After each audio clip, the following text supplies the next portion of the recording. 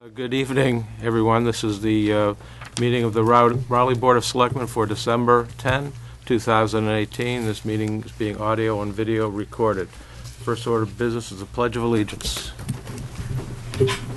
I pledge allegiance to the flag of the United States of America and to the republic for which it stands, one nation, under God, indivisible, with liberty and justice for all.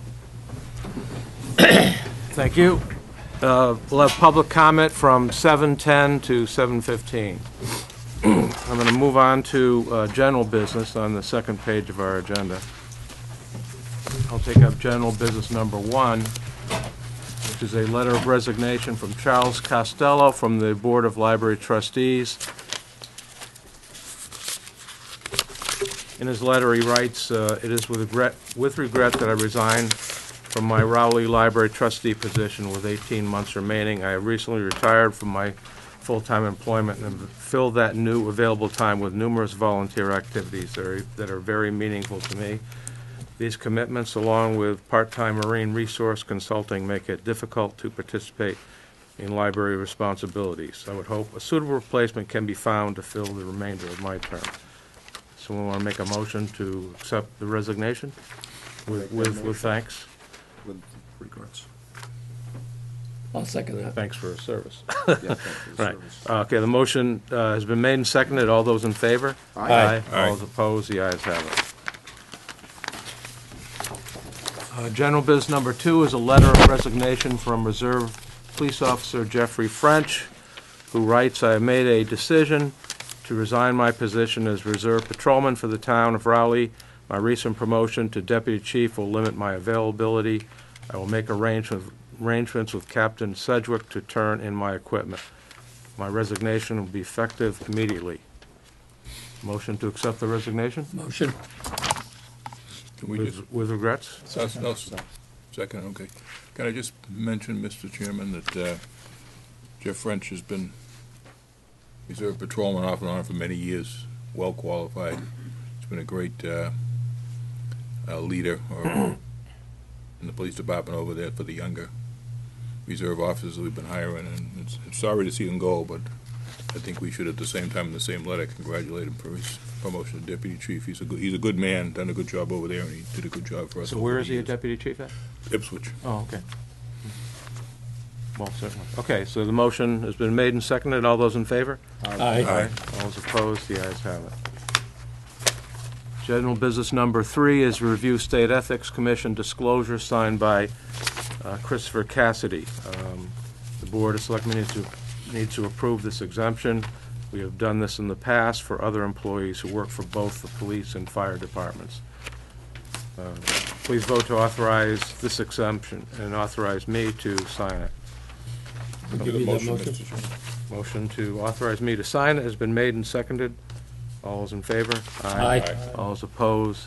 The ayes have it.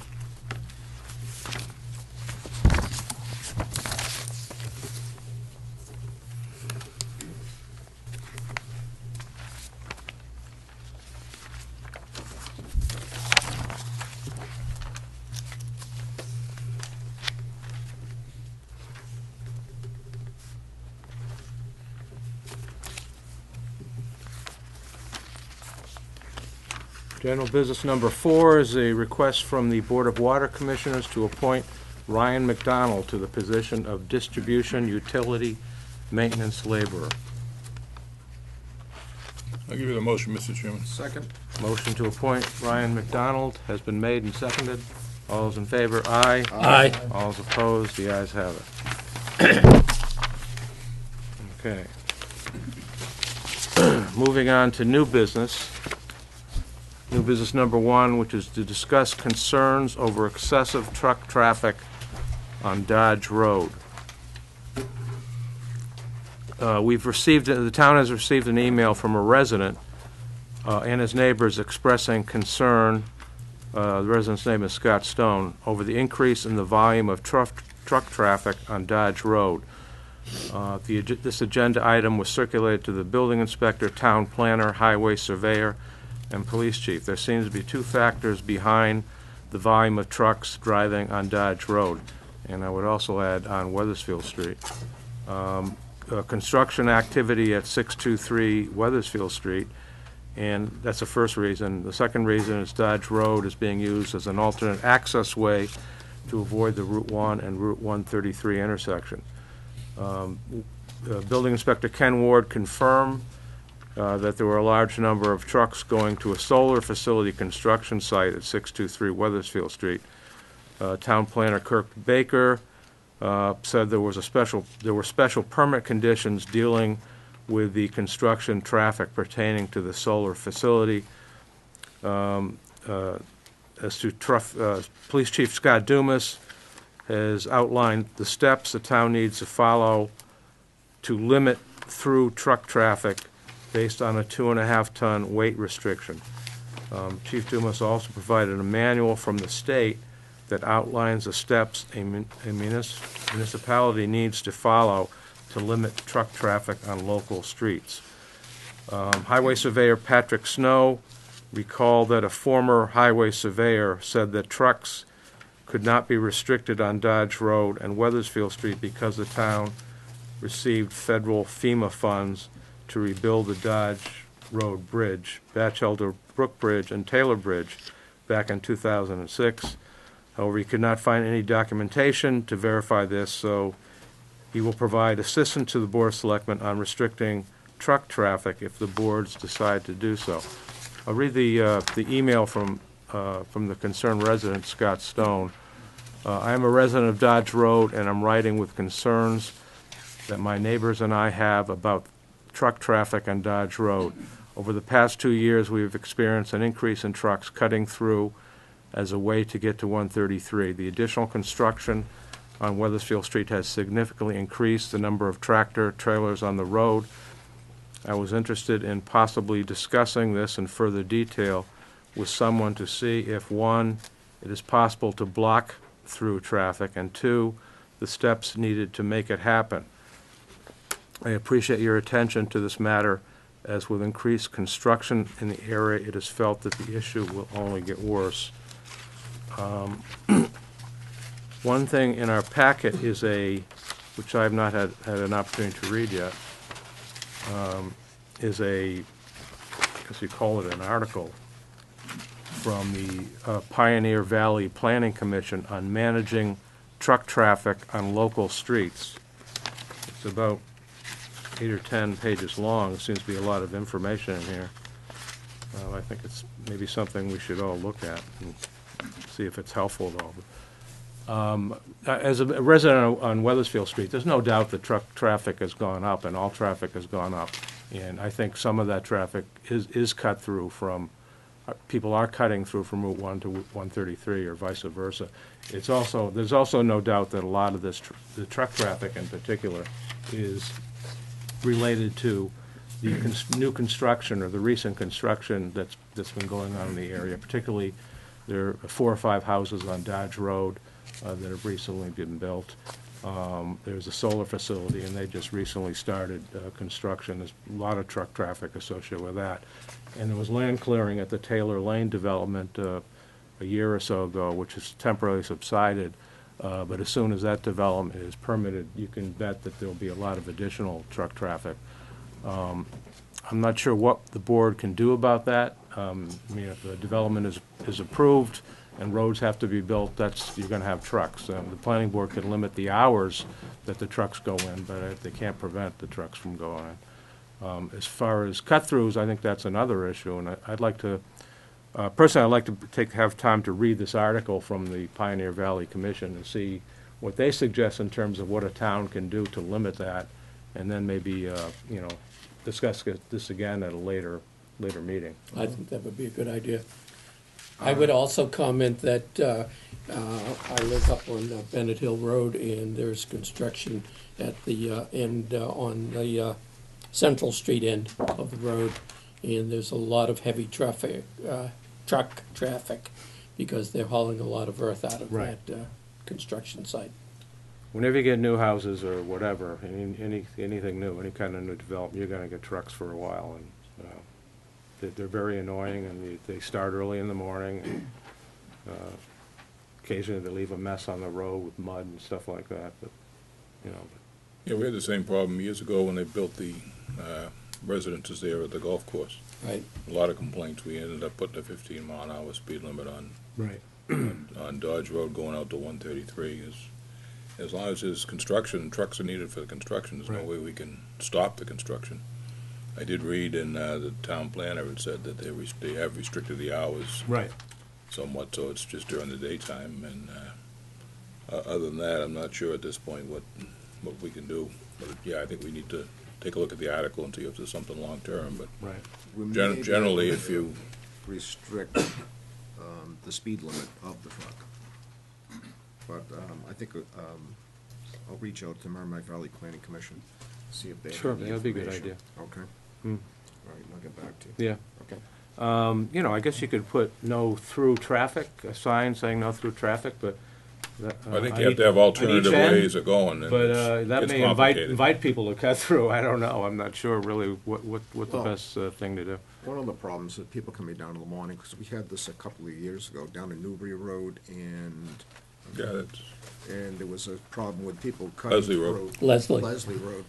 And that was, in the morning, people coming down, getting backed up at Route 1, and what they would do is they're coming down from New Hampshire, okay, and they're trying to get to Cape Ann, okay, and they come down 133, and they'll take a side street, and they'll go down all the way to the Coupland Farms and Ipswich, and come out that way to try to get, because of the bottleneck here.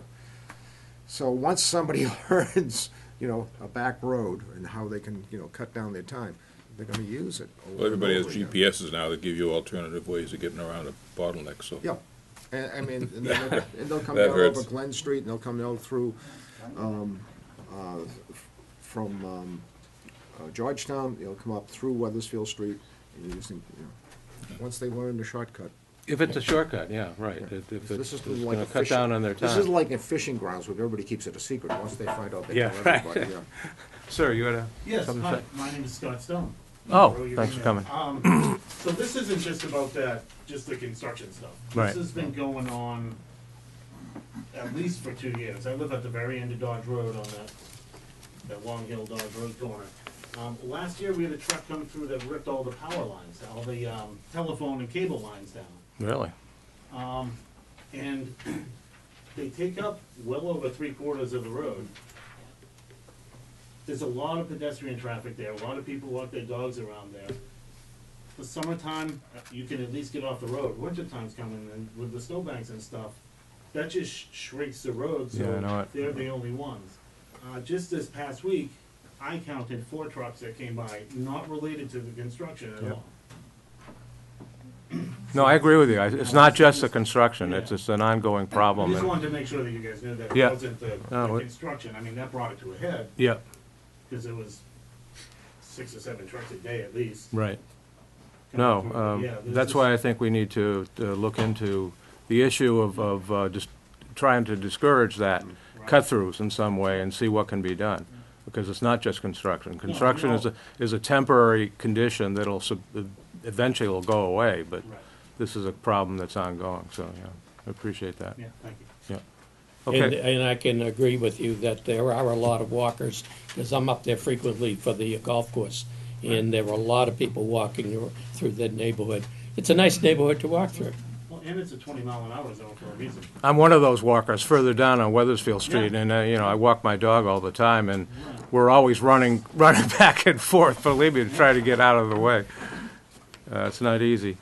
Okay, well, public comment until 7:20. Bernie? Well, this is a public comment, so is this item closed? Or do we- No, go ahead. So, public comment, well, we've had a spate of car thefts and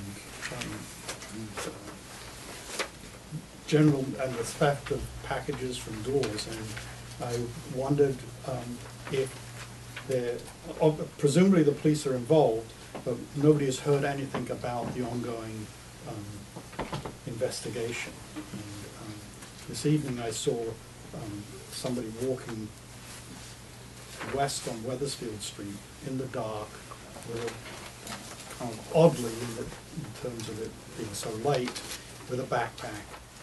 And I just think we need heightened kind of police visibility. I don't know. Again, it's a big town, a lot of roads, but the problem seems to be escalating because nothing has actually happened, or no progress is being articulated. That's my own comment. If you Part of see- it's ongoing package stealing seems to be going big time in all our surrounding communities and cities and towns, and I mean, just post office, FedEx, UPS, they're dropping the packages outside, people are working all day. Yeah. I don't know, there's much we can do about that, other than keep an eye on your neighbor's house. If you see a neighbor getting a package, you know they're not home, either put it up by their door or take it in for them. People should be encouraged to have their packages sent to residents or offices where there are people that can accept the package. There's not a lot we can do. There's usually a couple of cruises out at a time. They do the best they can to get around. As far as the breaks at night, I mean, the chief has put out, lock your cars, keep an eye on things. Once again, keep an eye on your house and your neighbor's houses whenever you can. And it's a matter of the public having high rate of watching their neighborhood, and anything suspicious, call the police department. They'll respond, and they do the best they can. But this time of year especially, it's a real problem. Now that it gets dark early, people aren't watching quite as heavily as they used to. Obviously, the package things are a real problem. But Kurt? Curtis Turner, Weathersfield Street, just commenting on that item. It seems to me that there have been stories either in the report or on Rowley Talks on the internet that there were a spate of these kinds of things happening on the north end of 1A, the south end of 1A, and again on the far end of Weathersfield Street. I think it would be helpful if the police would consider putting out a town-wide blurb on the alarm system thing on the telephones to indicate when those things happen or they seem to be grouping, and just to encourage people to be on the lookout that way. Thank you. I would add, if you see something, say something, call the police. If you see a car suspicious, take the registration, call the police, okay? We're the eyes of the community. Matt Grenier, 476 Weathersfield Street. On that issue, could you have directed patrols specific to Weathersfield Street, where that seems to be the predominance of the incidents? the chief is aware, and he, believe me, he's out, there's people out there as best he can, but understanding there's a limited number of patrols, and a lot of times there's a lot of activity going on in town. They're doing the best they can. That's why it's Yeah. up to citizens to really keep their eyes open and I think the watch things. police presence on Weathersfield and Hillside in that area is pretty good. I mean, because I see cruisers all the time. I don't know how they could have a more intensive presence. Again, if you see something suspicious, call the police. Take registration down. Want a motion to postpone? Okay, yeah, motion to table. I'll second Yes. that. Motion to tables been made and seconded. All those in favor? All right. Aye. All those opposed? The ayes have it. Mr. Chairman, could you please make an announcement, there is a sign-up sheet circulating, I'm not sure where it is, for anybody in attendance. There's a sign-up sheet circulating. There it is.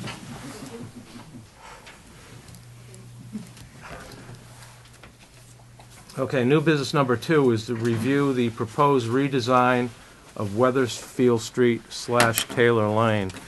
The members of the board will remember that maybe, I want to say a couple months ago, we voted to authorize the developer of the Taylor Lane development to come up with a concept plan for a reconfiguration of the intersection between Weathersfield Street and Taylor Lane, and one specifically that eliminates the dangerous curve of Weathersfield Street right after the YMCA cabin. And this is what the developer's traffic engineer has come up with.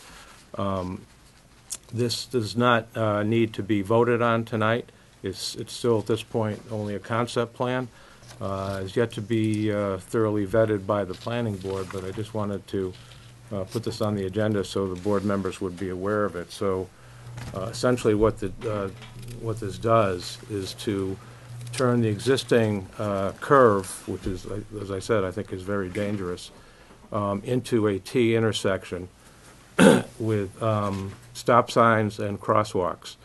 So this will help to discourage cut-throughs that we've been talking about, because it'll force traffic to stop, to slow down and stop, both eastbound and westbound traffic, and it'll make that corner, which I think is very dangerous. And there's actually been 2 serious accidents at that corner in the last year or 2. Will make that corner much safer. So this is just for informational purposes tonight. Thank you. Anyone Great have- idea. I think it's a great Yes. idea. So this is what it would look like. I'll pass this around if some people want to look at it. That's to the west of the right-hand curve, right? In other words, the driveway comes out right into that curve. This is, Yeah. this is the right-hand curve is over here, and this, you go around the corner. Well, no, the right-hand curve would be, see, Oh, is this Weathersfield? Yeah, I was confused as to yeah, no, where this was coming this from. is from what. Route 1, okay? And so you can see the existing roadway. Oh, I see, they're cutting out that big is- curve and making it Is a, indicated by these Okay. lines here, so they'll just be eliminating that curve. okay. I understand now, thank you. Yep. We have a 7:50. Oh, yes. Oh, okay, so the budget's, I get it. Bernie? This inside corner here, who owns that land? And is it possible to get a path that kind of cuts that corner? To get a what? A footpath, Like a sidewalk? a sidewalk? Oh, there's no other sidewalk down there. It's town-owned land. It's within our right-of-way, so. Because that would relieve at least any build-up of pedestrian traffic. If there was a path that allowed the pedestrians to kind of cut across that corner and keep them out of the street, basically. Well, just understand, there's no other sidewalks in that area, and, Yeah. you know, if they're walking down there, I mean, it's fine, they can cut across there, but I don't know. But, yeah. To put a 50-foot sidewalk to nowhere is kind of like, I'm not sure what it'll do. But, you know, the board with jurisdiction over this proposal is primarily the planning board. So if you have ideas about how to improve on this concept plan, I would encourage anyone to attend the next planning board meeting on the Taylor Lane development. Kurt? Curtis Turner again. I'm on the Conservation Commission. That property corner is under a wetlands violation order at the moment. And because there was some work done there. Oh, really? That should have been done without permitting. And the property owner is working with the Concom to resolve that amicably. okay. But, just as another point of information. Okay, thank you. Is Mr. Lee here? Always. Paul Lees, okay. Okay, we'll take up your appointment. This is an appointment with Paul Lees to discuss his request for a permit to hunt on certain town property. Mr. Lees is here tonight to discuss a request to hunt on town property pursuant to the town's hunting general bylaw. His original request is attached, and the hunting bylaw is attached. The property Mr. Lees is requesting to hunt on is under the care and custody of the Rowley Conservation Commission. The Concom approved the request with conditions during their December 4th, 2018 meeting. The Concom conditions are outlined in their December 6th memo. Mr. Lee's request was also sent to the police chief, the fire chief, and the highway surveyor for review. The highway surveyor did not have any comments. The board will need to discuss the request with Mr. Lees and make a determination on his request. So you had originally requested permission to hunt with both bow and arrow and rifle or firearm, right? Correct. And okay.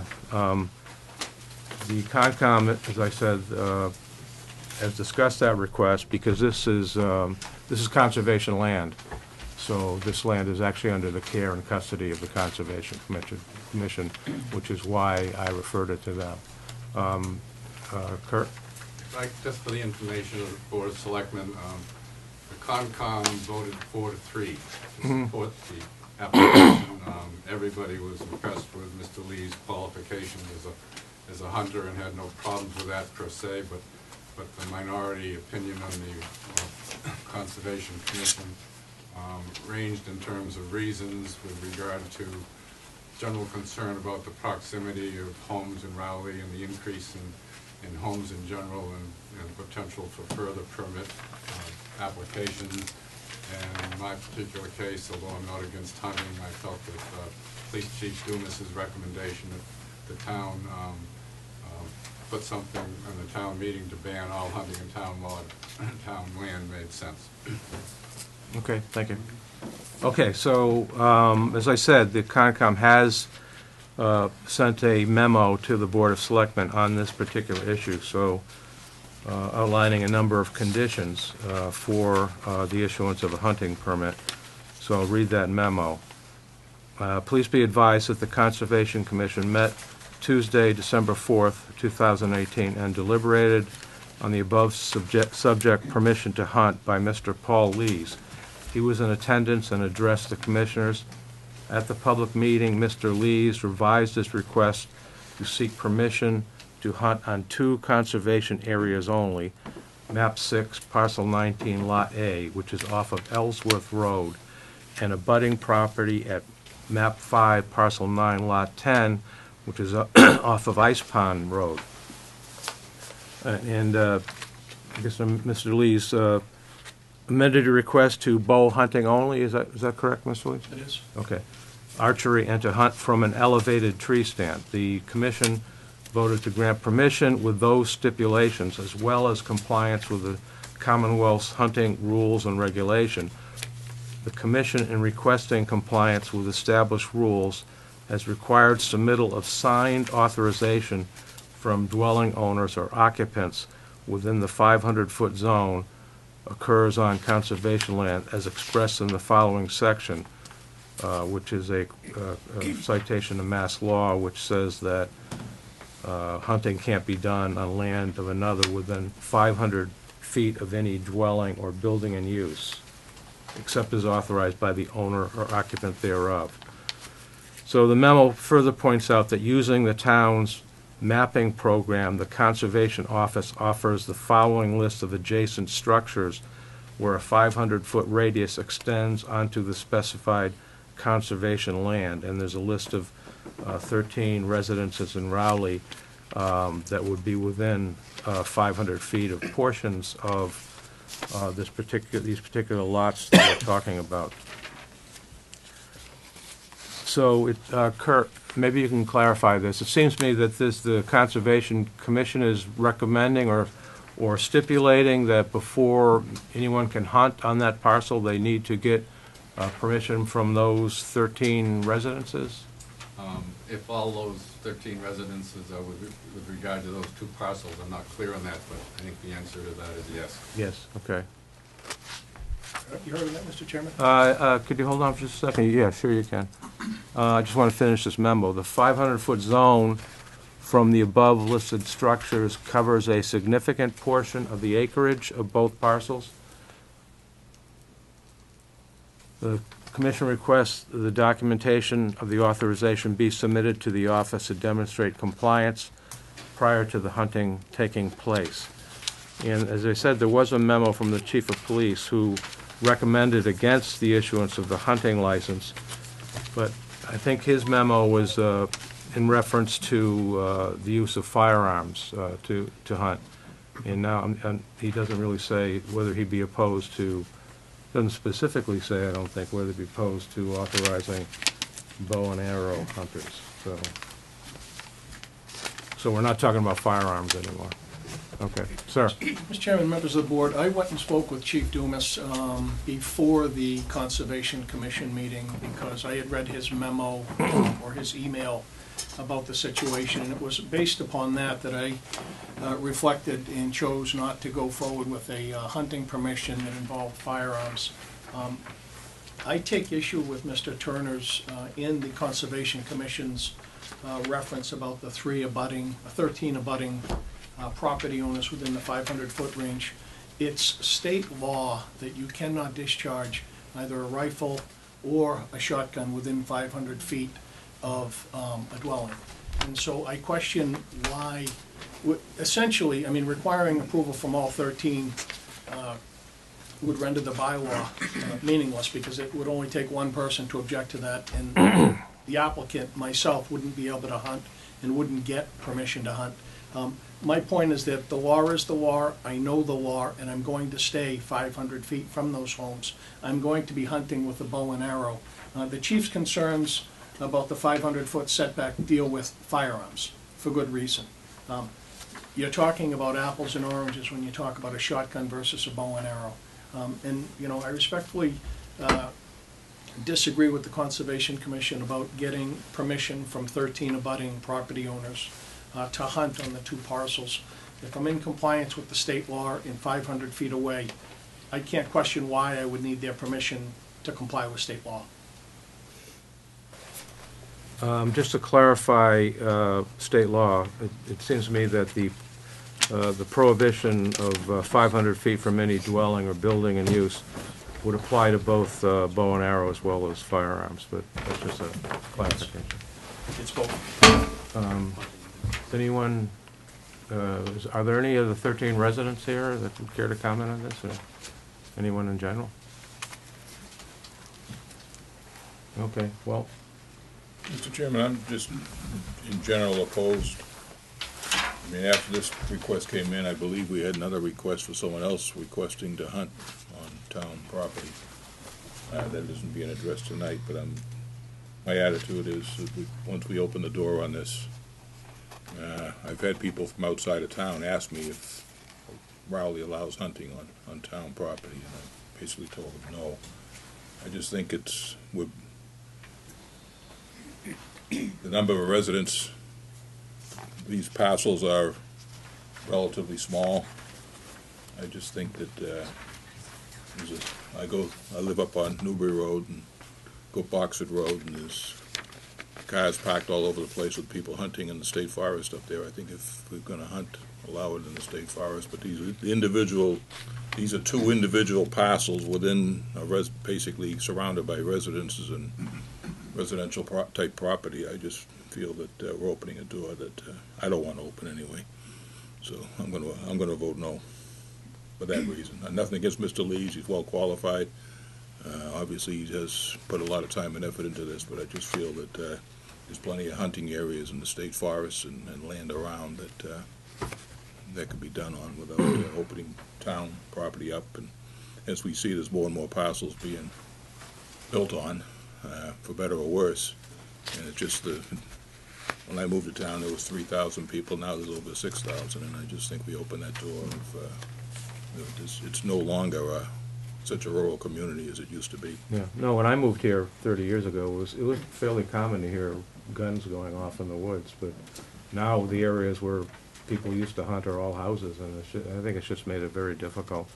And in a way, it's too bad, because the deer are definitely overpopulated in town, and they've been causing accidents lately. People have been running into deer on Route 1. I saw one on the side of the road not too long ago that had just been hit by a pickup truck, so it was a good-sized deer.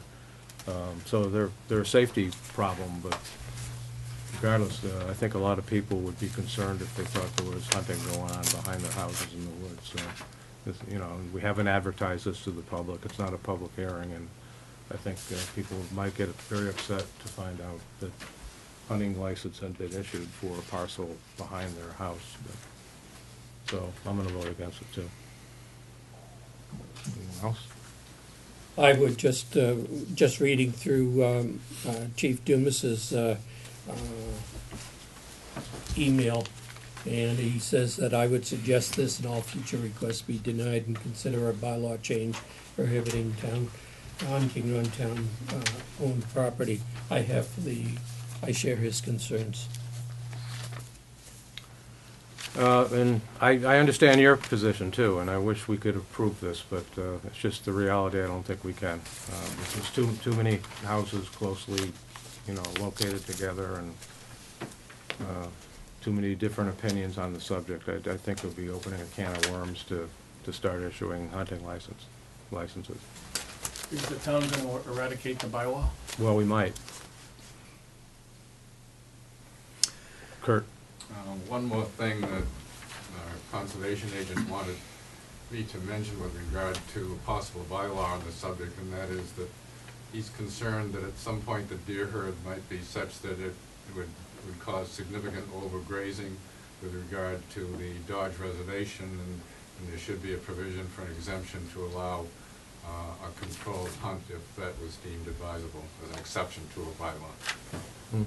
I got a deer come through my property, well, twice, a week before last, and it been the left hind leg, it's limping all through my property, so it was hit by a car.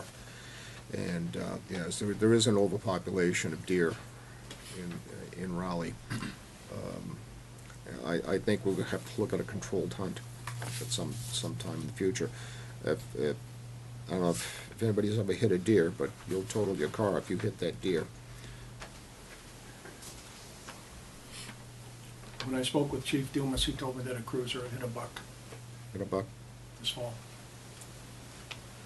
Yeah, I have a friend who ran into a deer on Route 1 too, so, it's happening, no doubt about it.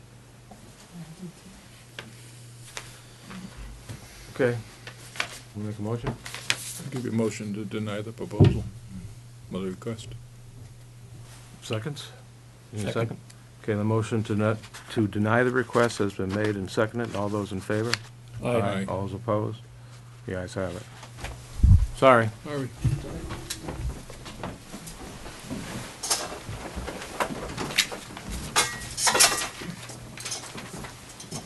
Okay, new business number 3, which is to discuss a letter from the Massachusetts Department of Transportation regarding the intersections of Route 1 and Central Glen Streets and Route 1 and Weathersfield Street.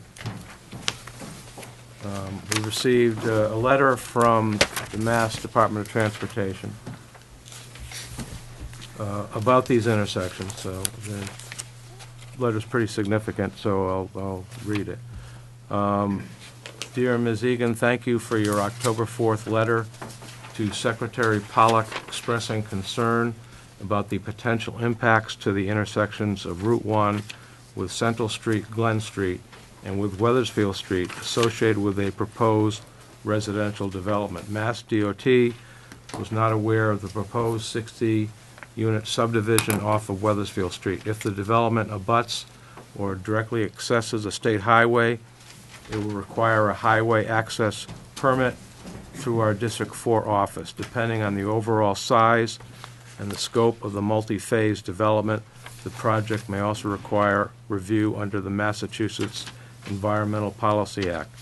Mass DOT encourages the town to consider the impacts of the project and feasible mitigation measures as part of its local site and related permitting process review. If a traffic impact study is required as part of those local reviews, Mass DOT would appreciate a copy of the study so that we can consider projected traffic volumes and trip destinations.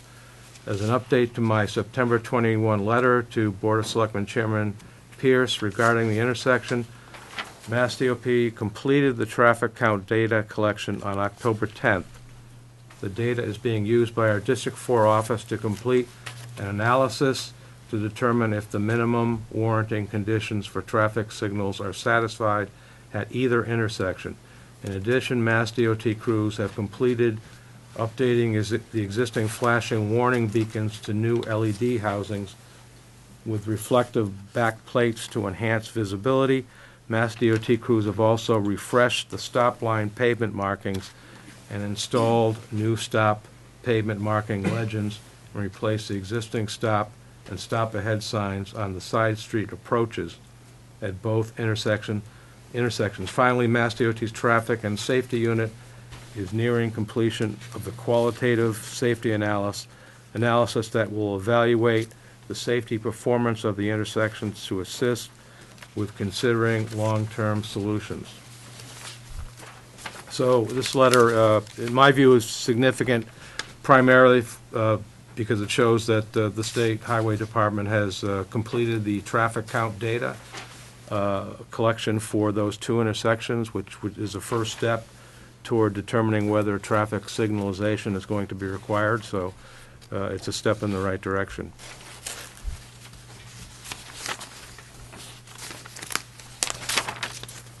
There's no indication as to how long it would take. No, they don't indicate, but it shows that they're working on it, so, Yes. you know, like I said, it's a step in the right direction. Okay, new business number 4 is to discuss a memo from Conservation Agent Brent Baselak regarding conditions number 33 and 34 of the wetlands permit issued by the Conservation Commission to Rowley Solar LLC Maven Revocable Trust. Okay. The conservation agent sent the selectmen a memo last week alerting the selectmen to conditions 33 and 34 of a wetlands permit issued by the Concom to Rowley Solar LLC. These two conditions involve the landowner permit holder deeding 7.6 acres to the town in lieu of paying the balance of the wetlands permit fee, which is $43,460. That's the balance of the fee. The wetlands application fee was actually $64,500. The landowner permit holder has paid $21,000 towards the total fee. The landowner permit holder has offered to donate 7.6 acres of land in lieu of paying the fee, which the Concom voted to accept with the stipulations outlined in conditions 33 and 34 of the permit. The board needs to consider whether and under what circumstances are they willing to accept the land. We've consulted with our town council about this, and he says that reasonable conditions might include a satisfactory plan, a draft deed, evidence of good title, and an appraisal report showing the land is worth at least as much as the foregone fees of $43,000. If the board were to go forward with this land, town council has advised that this would require a town meeting vote to accept the land because the fee is deposited in the general fund, not the conservation land fund. So the issue, broadly speaking, is whether the town should accept this proposed conveyance of 7.6 acres, which is being proposed in lieu of payment of the conservation fee of $43,000. It seems to me that we have two options. Option one would be to insist that an appraisal report is submitted by the landowner showing that the land is worth at least as much or approximately as much as the foregone fees. I don't feel that we can approve this without an appraisal report, because without an appraisal report we have no idea whether the land being offered, whether the value of the land being offered is anywhere near the amount of the foregone fees. And the second option, I believe, would be just to deny the offer to provide this land to the town. May I ask a question, Mr. Chairman? Sure. The wetland application fee of $64,500. I know Mr. Turner's here from the Conservation Commission. This figure floored me, to be perfectly honest with you. I don't know how we get that figure, where it comes from, or can it maybe explain how come it's $64,000? I've never heard of a fee like that for conservation issues. And then the second thing I'd like to know is, have other deals been made in the past, particularly the last 2 or 3 years, for land swap versus foregoing fees that should be paid into the town's general fund?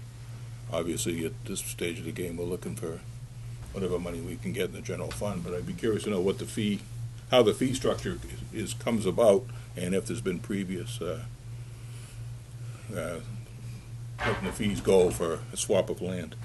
Yes, if I may, To answer the first question, it's a technical calculation based on the town's bylaw in terms of the area and the width and the length, and so it pretty much depends upon the parcel size and configuration and the extent to which there are buildings on it. Other than, I can't get into more detail in that, but without having the actual calculation in front of me. To answer your second question, there is at least one other outstanding one at the moment for a much smaller amount. It will have to be reconsidered in the context of tonight's discussion on Newbury Road, I think it's 50 Newbury Road. But I don't think that it's particularly controversial, but I can't recall whether there are others under the town bylaw that go back further. There have been circumstances not involving the town bylaw where there have been minor give-ups of fees, I believe, for significant donations of land to the town.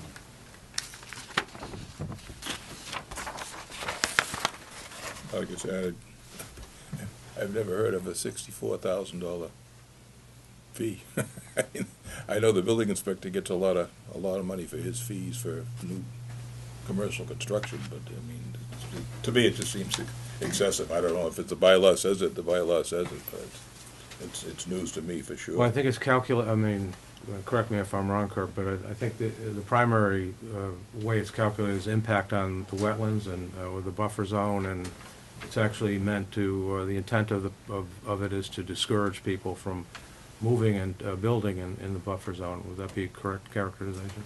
That's inherent in the purpose, but again, I think a lot of it depends on the scale of the project and the size of the acreage involved. It's a technical calculation, and I don't think the commission members, taken as a whole, feel that it's particularly fair in terms of the way it's done, and what is needed is a new look at the bylaw and put the fee structure in regulations. Because the other thing is, Mr. Chairman, that I assume where this was Chapter 61 forestry land, I believe. Yes. So they have to go back 5 years, pay 5 years Right. back We're gonna taxes get to and that so on and so next, yeah. forth. But I mean, so we're talking a lot of money here for the landowner, and not that I'm sympathetic in particular to the plan to build out there, but it just, we're talking some large amounts of money here that it's kind of crazy as far as I'm concerned. But that's the way the law is. That's what it is. Well, I think we need an explanation, and I think we should take a look at the bylaw and see if there's something that, obviously don't want to encourage people to build on wetlands, but on the other hand, it's, I assume that the construction that's going to go on out there is going on already, must not be in the wetlands. I don't know. well, it's not, I believe we're talking about the buffer zone, right? Not the wetlands, but the buffer zone. The portion that is being proposed for deeding to the town contains significant, wet areas. Right. But the part that's being built on is on dry land, right? Pretty much, yes, yeah, but it's all been conditioned and. Right, no, I'm sure. In terms of the wetlands rules and regulations, it's not a problem that way, in terms of the total parcel and the solar facility. Okay, well, the issue, Bernie, go ahead. Yeah, it seems to me there's two issues going on. One is that the permit, a large amount of money, is for the overall development. And so the 7.6 acres is just put to one side. So the permit size of 60,000 plus is for the development as a whole, which obviously includes some wetland. Then the issue is, okay, the balance is $40,000, and the give back is 7.6 acres of wetlands, Right. which by definition people can't build on, and the value of that wetlands is going to be. Well, minimal. in fairness, I don't think we know that all 7.6 acres is Well- wetland. Purchase at significant wetlands. They may have some upland, we just don't know, and that would be Right. the point of hiring an appraiser to So put a value on it, Correct. but even if the appraiser puts a value close to $40,000, is it really worth $40,000? I mean, I really don't know. So that's the issue at this point, tonight, to decide whether the town wants to accept this land, with the condition that we have an appraisal. As I said, I think we have to have an appraisal. We can't do it without an appraisal. But that doesn't mean we have to do it even with an appraisal, so. My feeling is that this is probably mostly wetlands, if not entirely wetlands, and it's probably not very valuable land. And even if appraiser were to tell us it's worth $40,000, you probably wouldn't get someone to buy it, to pay $40,000 for it. So I'm gonna vote no against the town accepting this property. Anyone else? I concur with what you said. Yeah, I just think that at a time when the town is looking at, another large school budget coming in, and, town money's being at a premium, even though the economy's doing well, I think for the Conservation Commission to have gone ahead and made this deal without even consulting anybody else. I mean, the first I heard of this was when we got the letters complaining about it, and I just think that the Conservation Commission or the Conservation Commission agent, knowing that he was dealing with a sum of money, or they were dealing with a sum of money this high, that goes directly into the town's treasury, I think there should have been a lot more discussion before this agreement was written, beyond whatever the Conservation Commission felt about the use of the land and the restrictions on the wetlands, et cetera. But I just feel that, I can't in good conscience, having worked in the budgets for the last few years, just give up $43,000 for some land that's probably landlocked and nobody's ever going to walk on it or use it for anything. I mean, most people don't give away land. The parcels we get given to the Conservation Commission, for the most part, when these developments come in, are pieces that aren't usable for much of anything, and they don't want to pay taxes on it. So I mean, and I understand that. If I was in that position, I'd be doing the same thing. But it just seems to me that that's an exorbitant amount of money. And like I say, I'd be curious to know how many other parcels of land that have been transferred and fees given up. I think we need to discourage the swapping of land for giving of fees, and I think we can get into a real problem of favoritism and everything else when these things happen, and apparently they've happened in the past, and we certainly haven't been aware of them, or I haven't on this board anyway. So I thought it was in the venue of the Board of Selectmen, not the Conservation yeah, I Department. think we need to take a look at this in a little more in depth, and at this point I would be opposed to okaying this swap. Yes, sir. Barrett McCall, 640 Weathersfield Street. Just is it a correct assumption that if the town was agreed to accept the land, that it would be permanently removed from the tax base? Yes. I don't know how much taxes that parcel would generate anyway, but it would be removed from the tax base. Sir? May I ask another question? Greg Cassiotis, 539. I have a question. I was a little surprised that permits were issued without the resolution of this money. Construction has started, the land has been cleared. I don't understand how permits are allowed without money in the bank. Well, the Conservation Commission voted to accept the donation of land in lieu of the fee, so, you know. Excuse me. May I make my other point, Mr. Chairman, members of the board? I get an FID card. Okay, it's renewed in July. For me to renew that FID card, I have to get the application, I have to be in compliance. I have to go to the electric department, make sure it's paid. I gotta go to the town treasurer, make sure all my bills are paid. And she's kind enough, I used to have to go to the water department, make sure I was in compliance with that.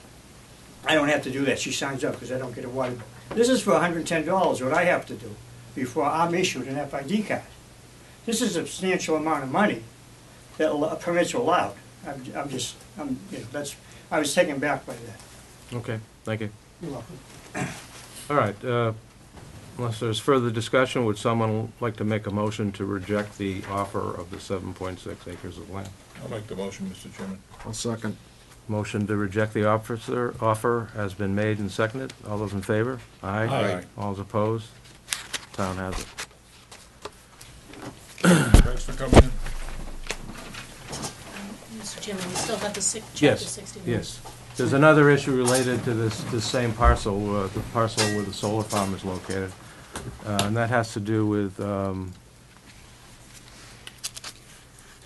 letter from Principal Assessor Sean McFadden regarding the Chapter 61 forestry land parcel, status of this parcel. The parcel is under Chapter 61 as forestry land, which means that it gets a break in the taxes it pays to the town. And we have a letter from Sean McFadden, our assessor, that states, following a drive-by inspection of 607 Weathersfield Street on Tuesday, December 4, I witnessed the clearing of multiple acres of woodland that are currently assessed under Massachusetts general laws, forestry. I have told you, this is a letter to the Maven Revocable Trust, Bonnie Berkowitz. As I've told you on multiple occasions, while you were in the assessor's office, the procedures for a change/conversion of use from Chapter 61 forestry land requires the following.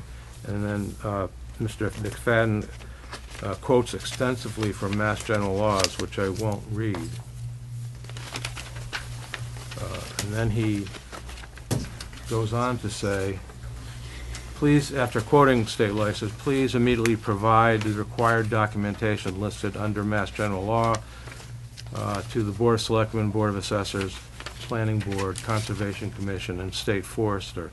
In accordance with the requirements of the statute, once the Board of Selectmen acts on their right of first refusal, I will then calculate the 5-year rollback penalty due. So what the statute and what Mr. McFadden is saying is that under the statute, if you're in Chapter 61 and you convert your land from forestry land to industrial or commercial land, you're required to provide the town a notice of a right of first refusal. And then the town, within 120 days, gets to decide whether it wants to buy the land. And also, separate from that is if the town doesn't buy the land, the town calculates a rollback penalty. Basically will take back a portion of the fees that the developer or the landowner was able, of the taxes that the landowner was able to avoid by keeping his or her land under Chapter 61. So bottom line is, there was I think it's indisputable, that when all those trees were cleared, there was a conversion of the property which was under Chapter 61 from forestry to commercial property. And so at that point, a notice of intent to convert the property should have been given to the Board of Selectmen, but it wasn't. It may seem like a harmless error to some extent, because I don't think there's any chance that the town's going to buy the property. I mean, I don't think that's an option. But there is the issue of the rollback fee. So what I would like to do is request the assessor to calculate the rollback fee and work with town council in doing that, and just go ahead and calculate that fee, because that's what the town is entitled to do. We could insist on a note that the landowner issue the notice of intent to convert the property, but I think it seems to me we would only do that if we wanted to, if we thought there was a realistic possibility that we would want to purchase the property, and I don't see that we want to do that. So. Well, my only concern, Mr. Chairman, is in the past, I know we had the Herrick property, the Herrick Farm property, or the Herrick Farm Trust. It's different from the Herrick Farm itself. When they're currently building 5 or 6 houses up there, that we didn't get the proper paperwork, and we kept rejecting it because we didn't get the proper paperwork. Once again, to me, it's a matter of if we're requiring some people to do these requirements, that we have to require everyone to do. In other words, we required the Herrick Farm Trust at the time, back 4 years ago, whenever it was, I know there's been some other issues of property. I just don't see that the landowner follows the process, so that in our records, we show that the process was properly followed and the law was followed, because otherwise someone could object and literally take us to court, I'm sure. So I think it's important that it might be mainly pro forma, because obviously we're not, like you say, we don't have any ability to buy the land and no intent to buy the land, but at least we need to follow the process. There's 5 pages or 4 pages of state law that's telling us what we need to do and what the homeowner or the property owner needs to do, and I think we should require that to be followed through. If they have an attorney, I don't think it's a big problem. It's just a matter of getting the paperwork, and we're covered, they're covered, and then the assessor can figure out whatever. That's a separate process of the assessor figuring out what the back taxes owed would be. Yes, it is a separate process. But I mean, I think we should require the property owner to follow the process as we've made other people follow the process previous. Okay, well, can we send a letter to the property owner requesting it's fine with me. submission of the I think we should. of the notice within 2 weeks? Because, I mean, it's not a big deal, really. No, I mean, it's pro forma, but I just think it's important that otherwise the next person down the road is gonna say, well, you didn't make those people do it, so why should I have to do it? So I think it's just a matter of making sure we follow. It's important for the town to follow the law as well as the property owners that are involved, not only in this, but other like the hunting issue. Once we open the door, then we're opening the door for a lot of problems. So that's all. That's not a big deal. It shouldn't be a big problem, but No, it shouldn't be a big I think problem. we should require the proper paperwork be submitted. Make a motion. Yeah, I'll make a motion. So the motion would be to send such a letter to the property owner, and also to request that Sean McFadden calculate the rollback penalty. Well, he's got to do that anyway. He's gotta do that anyway. I'm more concerned about Yeah. that the town administrator or the office staff send a letter. They'll know how the proper wording is. It's been done before. Right. And make sure that the paperwork gets submitted in a timely manner so that we can. Well, it's untimely now. I'll second. Yeah, I There's would. a lot of questions going on, because, I mean, there is a lot of construction going on out there that, with a lot of this stuff I would seems like to to be ask up in for the air. I would like to ask for it in 2 weeks. And, Yeah, that's fine, whatever time frame you want, but I just think we should require it. Yep. Okay. Motion. Yeah, I'll make second? that motion. I'll second. Motion's been made and seconded. All those in favor? Aye. Aye. All those opposed? The ayes have it.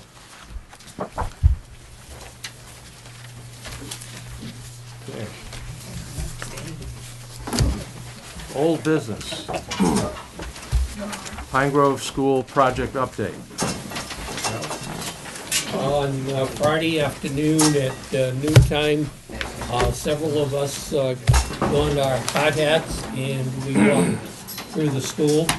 And we saw the new kitchen equipment set up, and I was very pleased to see how that's coming along. Everything's being hooked up. There are new freezers that will give additional space to the kitchen staff. They will start serving hot lunches, I believe, in January, right after the holiday break. And so it looks, the school is coming along. We are at 48% completion, and it's taken a long time to get to this point, but there's still a lot of work to be done, but it's coming along. It looks pretty good. Thank you. Okay. Old business number 2, fire station and police station addition. Project is running smoothly. Floors, ceilings, and finish work are being done in the fire station. Construction is well underway in the existing police station. Yeah, Mr. Chairman, just a little further update on that. It's expected that the construction of both those buildings should be done probably the 2nd, if not the 3rd week in January. Police will be moving back in full occupancy.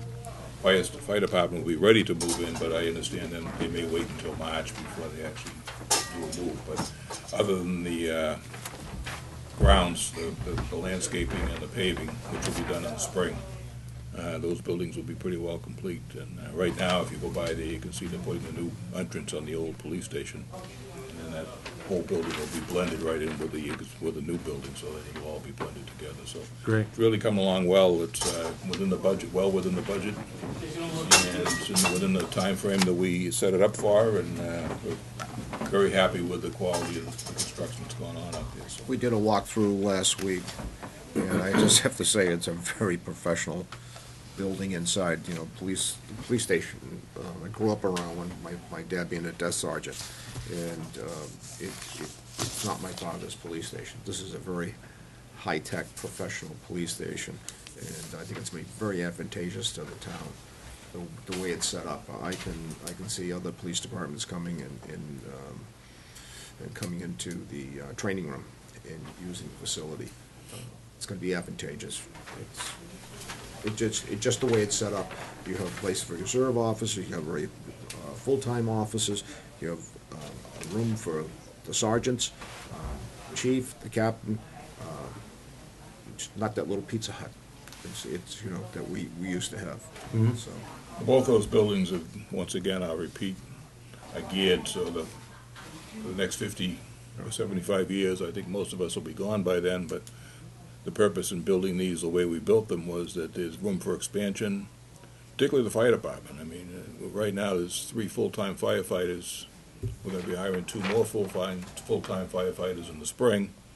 And knowing the obligations that we put on the part-time call firefighters, I would anticipate that within 10 years we may well have 10 or 12 full-time firefighters, because firefighting has become so specialized between hazardous materials and things like that, that these people that are working full-time jobs elsewhere that come in and help us at night and weekends fighting fires is an awful lot of training that takes place to be qualified, and what it's doing is for the protection of the fire department as well as residents and commercial structures in town. They become experts, whereas a few years back everybody kind of like put on a hat and a coat and jumped in the fire engine and went to the fire. Well, those days are long gone, and for us to sometimes there's only 1, 2, or 3 firefighters available in town because everybody works out of town on the call force to respond to an alarm, and it's a tough situation. So keep in mind that both those buildings are built for expansion of the departments and the specialization that goes on, and you know, I would anticipate 50, 75 years with proper maintenance, those buildings will be more than adequate for our town. and the key is, it's under budget. Yeah, and we're within the budget of what we put in, but it's just nice to knowing what the fire department, if anybody's gone down and seen the fire department where they're located now, it's a disgrace, an absolute disgrace for the last 20 years that they've been had to work out of that building. What was that, 1883 pool hall, really? Yeah, so I mean, it's just one of those things, not to belabor the point, but we really built these buildings for not only the present, but the future expansion and future needs of the town and for public safety purposes. And to protect valuable equipment. Yeah, so, a big investment in public safety. Okay. Pam, did I miss you on the agenda for some reason? Yeah, there's new business, number 1. Oh, we've that already- wasn't covered. Yeah, we already covered that. No, it wasn't. You went straight into Weathersfield Street and Taylor Lane. No, I think I covered it. No, we covered that. Okay. We covered it extensively. No, I was here. Scott spoke. Yeah. You sent the email. Yeah. But we tabled it, so it's not like we'll Open issue. take it up again in another meeting. We're going to read the material. We got some material printed to us. Okay, I came in when it was about the deer hunting. Yeah, Okay, yeah, yeah. you missed it. We basically put it off, but we're just going to discuss it and read the material that was given to us You could watch the video if you and bring it up again at the Okay, next certainly. meeting. But I would like to point out to you Yes. that with those trucks going through the bridge there's a pothole starting to open up, so, you know, at some stages we'll probably have to start dealing Which with bridge? issues. The one that goes over the, Up by the country club or one of the ones further on towards Route 1? The culvert. Not by the good. country club that goes over the, Okay, I'll take a no, look really. at it when I go out that so way. that's going out there, and there's a lot of Okay. others. My son almost got hit by one of those trucks. Well, the bridges are Yeah. built to No. handle the traffic. It's just a matter of Yeah. if there is a maintenance issue, we want to get right on Mhm. it anyways. And it's a 20 mile, Yeah. and they do a good 40 to 50 now. So, Okay. Thank you. Thanks. Old business number 3, which is an update on the town hall second floor heating system replacement project. We solicited quotes from through the statewide contract for replacement of the non-operational boiler with new oil fire boilers to provide heat to the second floor. Approval was received from the state to proceed with a quote from Johnson Controls in the amount of $49,987. We will prepare a contract for the board to review and vote on during the next week's Selectmen's meeting. The budget for this project was $100,000, so that's a good, That's good news. yes. But we don't need a vote on that tonight, Debbie, right? Old business number 4 is an update on fire alarm systems and security systems project. We recommend that the Board of Selectmen award the installation of the systems detailed below in the first year of monitoring to Instant Signal and Alarm Company for a total of $18,360. Please also authorize Chairman Pierce to sign the contract, and please see the correspondence for the attached details.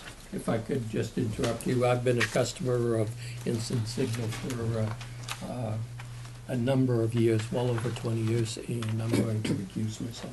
Oh, okay.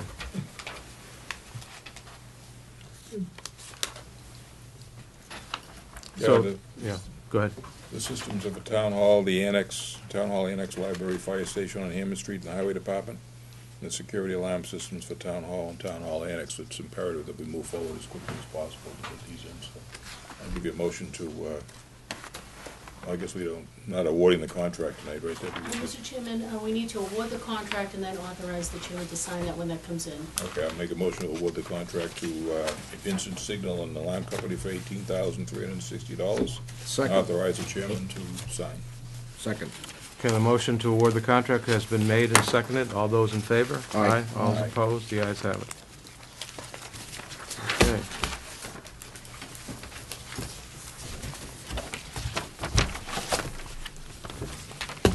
Now, the fun part. Licenses. Class 2 dealers license renewals. Liquor license renewals. First one is the Raleigh Veterans Association. The ABCC has reported back that since the RVA did not sign the renewal in the month of November, as required by state law, the license currently issued to the RVA will expire on December 31 of this year. The RVA will need to apply for a new license for 2019. RVA representatives have indicated that they do intend to file an application for a new license.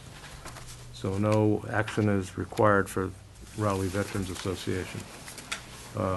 Second thing is discuss setting liquor license renewal fees for the innkeeper license, which would be the new inn. The board has not set a renewal fee for the innkeeper liquor license category. A memo regarding the renewal fees for the other categories of liquor license is attached. So we need to set a fee for the Briar's liquor license. Just a point of clarification, this is the liquor license for inside the hotel, for the guests of the hotel? This or will the be the annual renewal fee. But it's not for the restaurant, or is this something Yes, different? it The is. restaurant and the whole. Oh, it's the whole thing? no. Okay.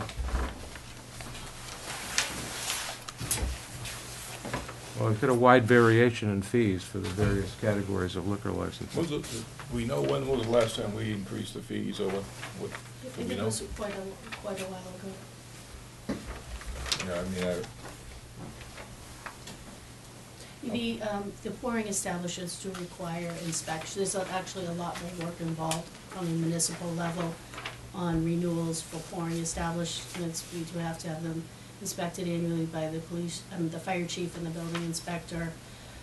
So there's some extra work, so that's why those fees tend to be a little bit higher than the off-premise section, the other sections. Well, it seems to me this comes closest to on-premise all alcohol pouring. That's what the restaurant essentially is. Right. Right. So it should be the same, right? Yeah, I would recommend, I feel the same way. It should be 15, 20, and then I think we should take obviously, it's too late now to change the fee structure for this year, I think, but Right. I think we need to, Yeah. next year, to take a look at the fee structure and see how we compare with surrounding communities that have similar type establishments. Okay, So that so, we know, we don't want to be highest, but we don't want to be the lowest either, so. Right. Put it somewhere in the middle.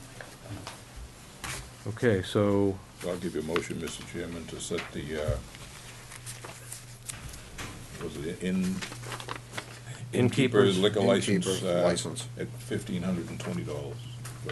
Second. the motion has been made and seconded. All those in favor? Aye. Aye. All those Aye. opposed? The ayes have it. Okay, so we have a bunch of Class 2 dealers license renewals. And Frank has visited each of these establishments and in some cases come up with issues. So I think we're going to have to go through them one at a time.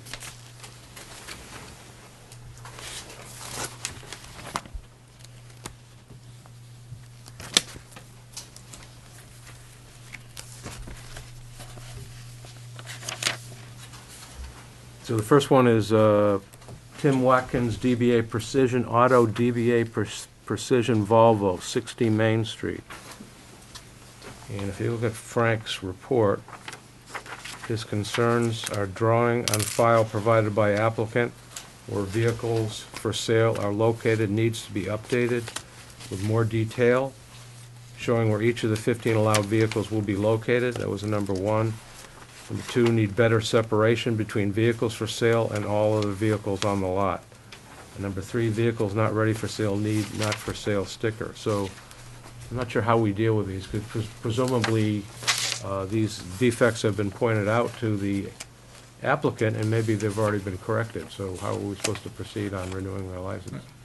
I would recommend that, if the concerns, there's no concern with the license other than the drawings and stuff, I think we should renew the license Okay. and just ask the Conditional? compliance officer to, at his convenience in the next 30, 60 days, Okay. to go back and check with the compliance. Okay. Because we have strengthened, after we had the issue during the summer when the state police come down and they check these dealerships, so actually what we're trying to do is get ours in compliance with the requirements that the state police have in the auto dealer unit that deals with the licenses. So I think our intent was just to start to bring these people in line with what's required. So we're not looking to punish anybody. It's Yeah, just right, a matter right. of, It's been pointed out to them, and hopefully they'll correct it.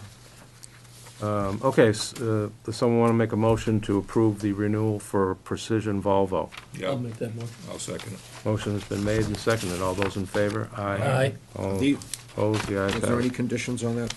Well, All right. Mr. Chairman, I think it would be helpful if we clearly convey that. I'm not sure, in some cases when these site inspections were done, the owner wasn't on site, and so I know he's doing the intake as well as the selectmen.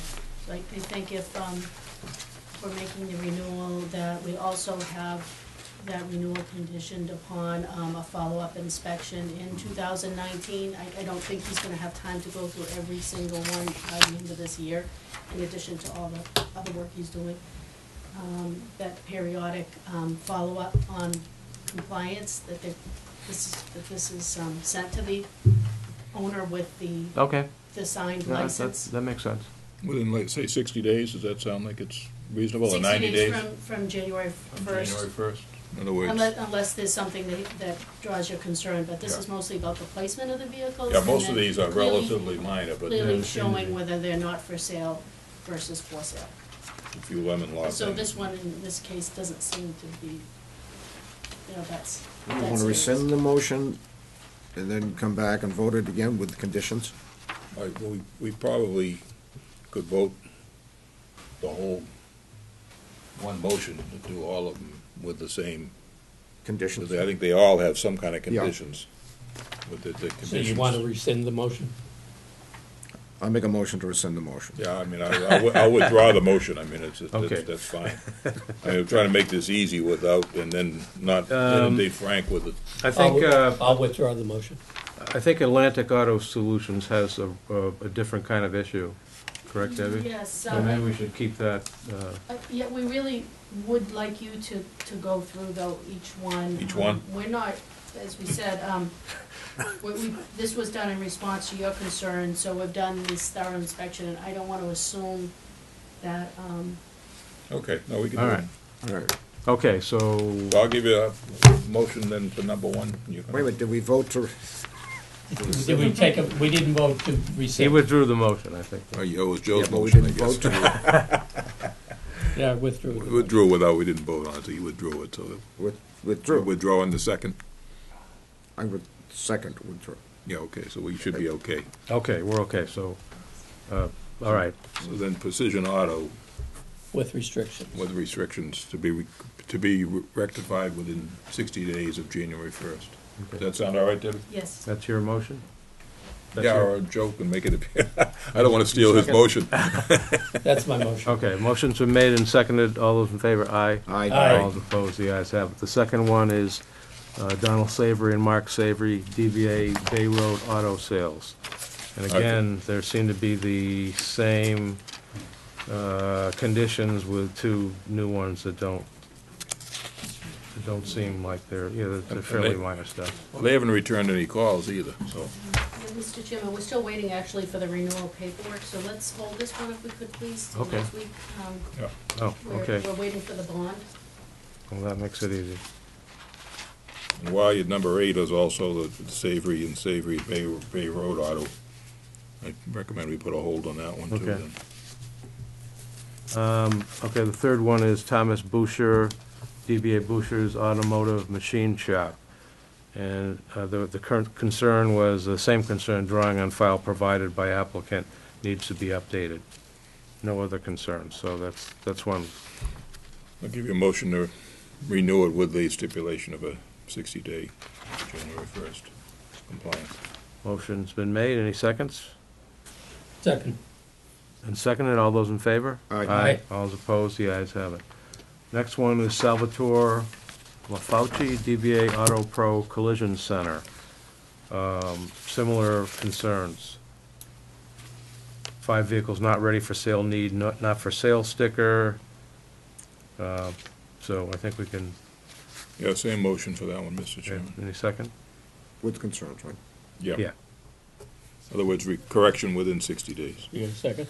I'll second. Okay, so the motion to renew Auto Pro Collision Center has been made and seconded. All those in favor? Aye. Aye. All those opposed, the ayes have it. Next one is Geno's Collision Center.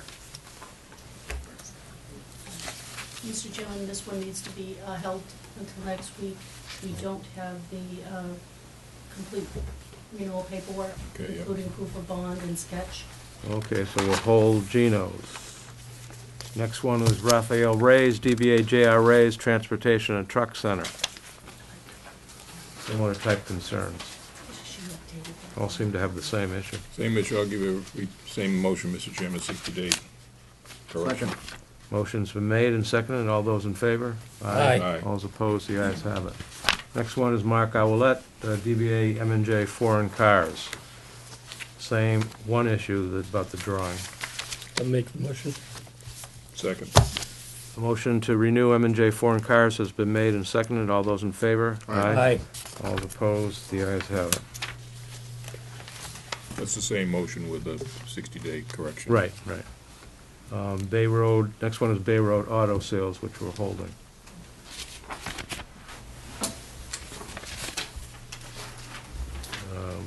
Next one is Frank Iovanella and James Price, DBA Car Lines.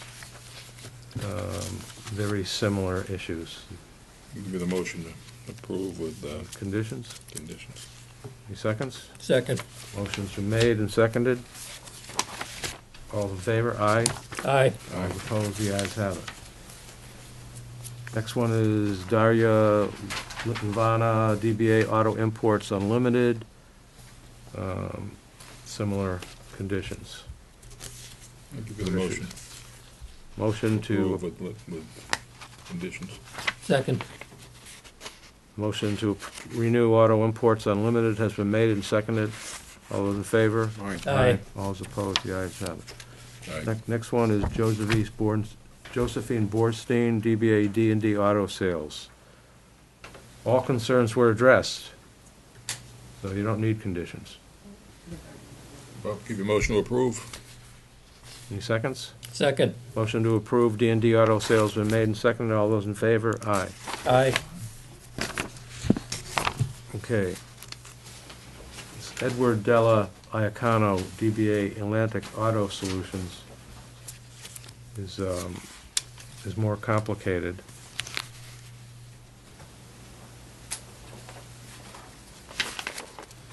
There was a report from Frank, a site visit on November 28. After walking through the lot with the owner, Dana Bornstein, he discovered that a few of the vehicles did not have yellow lemon law stickers displayed in the window. It was also discovered that some of the stickers had fallen off the windows and were found on the seat below the window. The owner was asked to check all the vehicles for sale and attach or reattach the stickers. I also asked him to organize the lot so it would be clearer which vehicles were for sale. When asked to have this done within 2 weeks, he stated it would be done within a couple of days.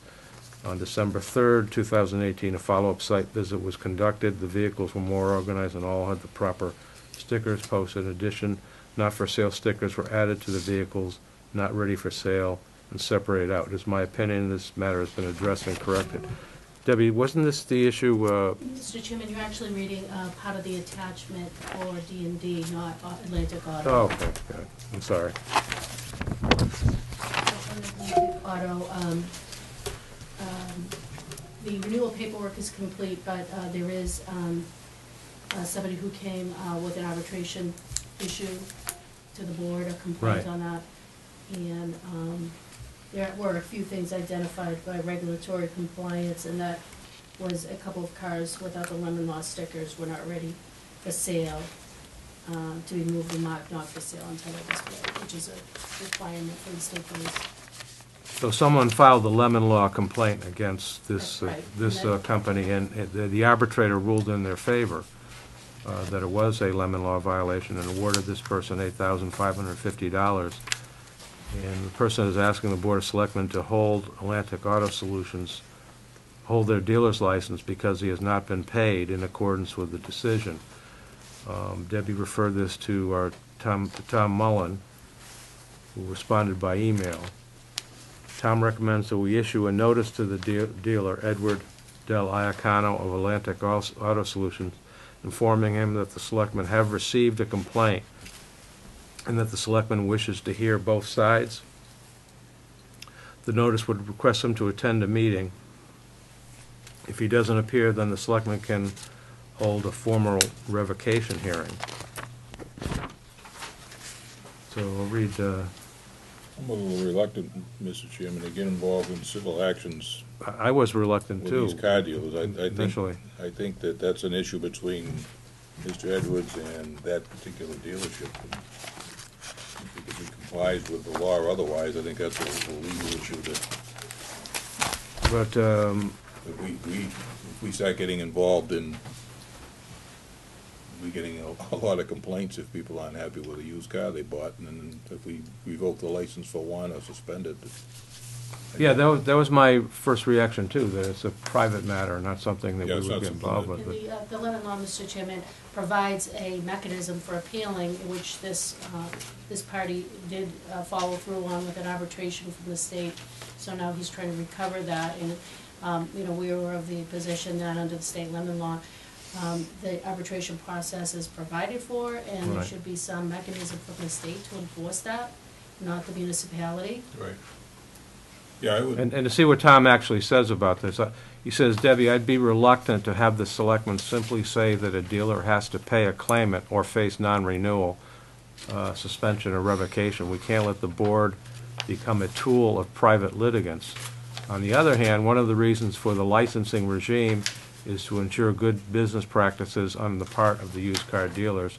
So, and then Tom suggests what I just read, that we tell the applicant that we want to hear both sides. And essentially hold a hearing on it. So then what? I'm not sure, I guess if we hear Tom's both, not telling us we have to do that. No. Yeah, and if we hear both sides, then we become a judge of. Yeah, I mean, right. we just tell him to pay. If he doesn't pay, then what? I mean, to me, it's the courts are there to settle these disputes. And yeah, no, I agree. I think we should just issue the license, and if we want to attach a letter, That was the whole idea of the arbitrator. recommend. Yeah, I Oh, mean, yeah. there's a whole process under the lemon law, and Oh. you know, I think for us to get involved, start getting involved in disputes Right. and becoming a judge, or I don't know what we would become, because the judges, the board has already, some board, arbitration board has already made a decision. It's just a matter of, I guess he has to go to civil court and Yeah.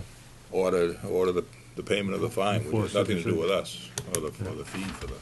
Mr. Chairman, part of when the Commonwealth of Massachusetts then required municipalities to accept the bonds was because of the lemon law. So that has sort of become our responsibility now to collect them. And we have provided the bond information to the complainant in this matter. And that's the reason why these auto deals are required to hold a $25,000 bond, is to handle the decisions if they're adjudicated in a way that are not favorable to the dealer. They have the mechanism to pay the claimant. Okay, so we need a motion to. His bond is up to date in this case. Oh, great. I'll make a motion just to approve. So this would be without conditions, because otherwise he's totally in compliance. Yeah, Except for the vehicles. give you that motion. Is there, Second. is it with conditions, Debbie? I thought he'd corrected everything. No, on Atlantic Auto, the drawing on file by the applicant where vehicles for sale are located needs to be Oh, okay. updated in more detail, showing where each of the 30 allowed vehicles will be located if at full capacity. And there are a couple of cars without the required lemon law stickers that are not ready for sale. And they need to be moved and marked not for sale. All right, I'll That's make my motion with conditions, for the 60-day from January 1st. With conditions. with conditions. Second. Okay, the motion to renew Atlantic Auto Solution has been made and seconded. All those in favor? Aye. Aye. All those opposed? The ayes have it. Dale and Roy Ducra, DBA Rowley Auto Brokers. Debbie, I'm totally lost in this packet. He doesn't wish to renew. I just want to make a, I mean, I don't know these people, but I know they've been in town for, Bob probably knows, many, many years selling used cars in that dealership. They've always had a great reputation and done a great job over there on Cross Street. You know, nothing we can do about it, but it's one of those places that's a low-key business that's done a great job over the years. Yeah, I've noticed there hasn't been cars there for Yeah. a long time, right? So Yeah, they were selling out of their house, basically, Yeah. is what it was. So he doesn't wish to He renew? does not wish to renew, so we don't have to take any action. Oh, But it's that's just, good. I just like to commend the man for doing a good job all these years. I know people that have bought cars, they have been very happy with it. So, Okay. sorry to see him go. Okay, we'll move on to Class 3 dealers license renewals. First one is Michael Bontos, DBA Rowley Auto Parts. And his renewal paperwork is complete. And there's again a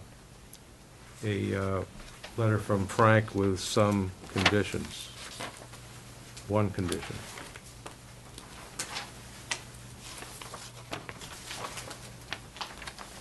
Okay, so I want to make a motion to approve with conditions? Make that motion. Second? Second. All those in favor? Aye. All those opposed? The ayes have it. The second one is Don Savory and Mark Savory, DBA Rowley Auto Salvage, Inc.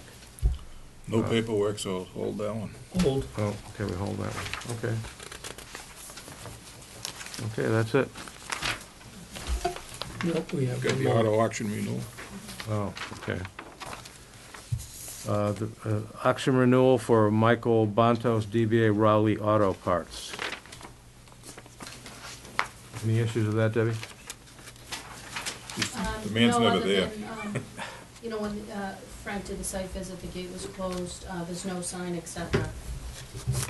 No what? No sign, it was the same observant, things he did it from last year, the gate was closed, there's no sign, but he's up to date with all his, Yeah. And he applied for renewal? I live up that way, and they bring cars in, and their cars are in and out of there all the time. I don't think he really does any selling out of there, but he delivers cars to here, there, and everywhere, so. it's just generally, there's nobody up at that location normally on a day-to-day basis. So there was no issues other than he observed that the gate was closed, which is observed every year. There's no sign. Maybe we should send him a note in his license renewal that call Frank and see Frank. See Frank so we know the man's alive.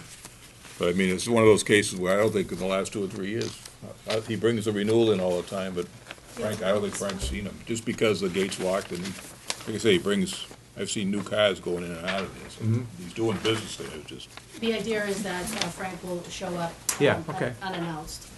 So that's keeping with, the spot check activity that we have regulatory compliance doing. And so when he goes there, it happens to be the same time of year for the renewals in November, and it's always locked and closed. If you would like him to make an appointment for an inspection, Yeah. I think Frank will follow that. Yeah, I mean, it'd be nice if he just, Okay. I think it's all legitimate, it's just that, Frank needs to be able to do his job too. Okay, so motion with condition? Yeah. I'll give you a motion. Second. Motion's been made and seconded. All those in favor? Aye. Aye. All those opposed? The ayes have it. Okay, I think that's our agenda. Announcements. January 14, 2019 special town meeting has been canceled. Toys for Tots drop-off box located at Rowley Town Hall. When did they pick up, Deb? They said that over this week they would be picking it up. Over this week they'll pick them up? Okay. The town has the following vacancies: Agricultural Commission Associate, Cultural Council, Fence Viewer, 3 positions, Wood Lumber and Bark Inspector, Zoning Board of Appeals Associate, 2 seats, and Deputy Shellfish Constables, 2 positions. For more information on these positions, please contact the Selectmen's office at 948-2372. The Rowley Food Pantry is in need of donations. Donations can be left at the Rowley Public Library. The food pantry is open on Tuesdays from 10 a.m. to 12 p.m. and on Thursdays from 5:30 to 7 p.m. Give me a motion to adjourn, Mr. Chairman. Any second? Second. Motion to adjourn has been made and seconded. All those in favor? Aye. All those opposed? The ayes have it.